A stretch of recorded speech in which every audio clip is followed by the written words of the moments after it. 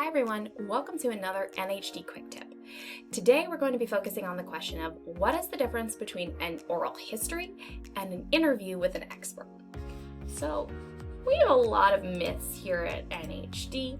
We've talked about some of the myths related to annotated bibliographies, but there's also a myth related to interviews with experts. And the big myth is that interviews with experts help you win NHD. And that's not true. NHD projects win awards because of the research that they do, not the interviews that they do. So keep that in mind moving forward. Let's break down the difference between an oral history and an interview with an expert and why you might want to include oral histories in your NHD project. So what is an oral history? So an oral history is an interview with a person who was involved in a historical event. It's a type of primary source research. So examples like this might include an interview with someone who was a participant in the civil rights movement and their experiences involved in that historical event, such as marching across the Selma Bridge or other events in civil rights history. You can find a complete definition of oral history and guidelines on page 10 in the new contest rulebook, which you can download at nhd.org/rules. What is an interview with an expert? So interviews with experts are secondary source research, and they are not required for any NHD project, and we actually strongly discourage interviews with experts. You can find a complete definition of interviews with experts and guidelines on page 10 as well in your contest rulebook, which you can download at nhd.org/rules. So we have a tip down the bottom that says avoid interviewing historians. And the reason for that being is that historians don't really interview each other. It's not something we do. Journalists interview the subjects for their articles, and sociologists and anthropologists often interview people for their research, but that's not really what historians do, and it's not what they rely on, unless they're doing an oral history project, and that's different. Remember, when you're doing an oral history project, that means interviewing someone that was participating in a particular event or historical experience. But you don't necessarily interview historians about their work. What you want to do is remember this important note. Read your secondary sources. Historians communicate most often through their published books and their articles. And that's what you want to focus on. The goal isn't to reach out to a historian to do an interview. It's to read what they argue in their books and use that to help formulate your own historical argument for your NHD project. Documentary kids, keep in mind, yours is a little different when it comes to interviews, right? Just be careful. Don't rely too heavily on interviews with experts. Take a look at how documentarians like Ken Burns and others set up their documentaries. They don't focus the whole time on those experts, right?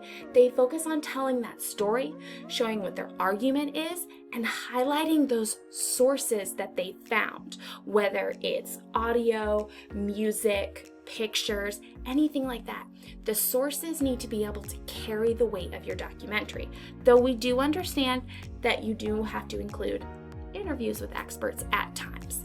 Remember, err on the side of caution with those. So let's talk about why you might use oral histories in your NHD project. So if you're looking at projects on civil rights or second wave feminism in the 1960s or topics of the 1920s, those really lend themselves to oral histories. That's not to say that earlier time periods don't, but just remember you're going to be looking for oral histories in those periods, and you need to keep in mind when audio equipment was available. How are oral histories helpful?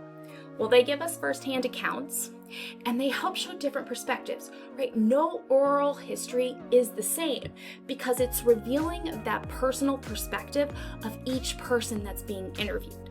And sometimes there's overlap, but a lot of the time, remember, it's all based on that personal experience that's being had by the person who is interviewed. Now, one thing to keep in mind with oral histories, always keep in mind that oral histories don't generally tend to happen after the fact Or if you're conducting an oral history yourself, and say your topic is the civil rights movement, that happened in the 1950s and 60s. There's a large amount of time between the 1950s and 1960s and now. That's also going to change how people discuss their experiences with the civil rights movement or what they might choose to focus on. So always keep in mind what you plan to ask in an oral history and how people's reflections may have changed over time. Now we're going to show you an example of where to look for oral history collections. And one of the best places to look is the Library of Congress because they have so many different examples. So you'll want to go to loc.gov and we're going to go to the digital collections. You'll see on the side subject, and we're going to click more subjects, and then we'll see oral histories. And this will show you the Library of Congress's digital collections that are only oral histories. So if we scroll through, we can see different topics that we might be interested in. For example, at the bottom, we see Voices Remembering Slavery. This is the Freed People Tell Their Stories project. So this is a collection of recordings of former enslaved people that were interviewed between 1932 and 1975 about their experiences being enslaved.